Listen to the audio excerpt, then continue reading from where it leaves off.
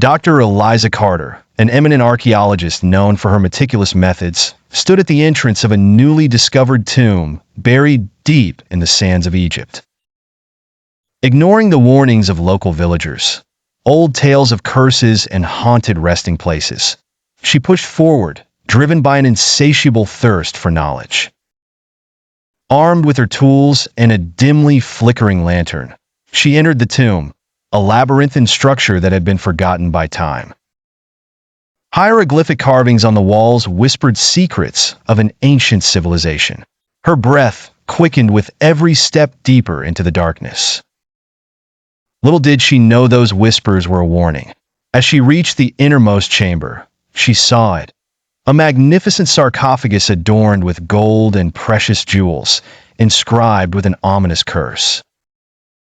Disturb the slumber of the Pharaoh, and be devoured by the swarm.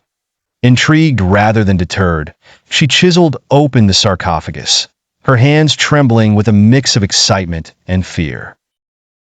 As the lid creaked open, an eerie silence enveloped the chamber. For a moment, all was still. Then she heard it, the rustling of countless tiny legs like dry leaves scraping against the stone. Within seconds, a dark, undulating mass erupted from the coffin. The air filled with the high-pitched hum of wings, and she realized with dawning horror what she'd unleashed. A swarm of cursed scarabs, their iridescent shells reflecting the faint lantern light.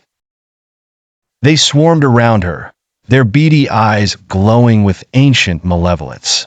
She tried to run, but the labyrinth that had so fascinated her now became her prison.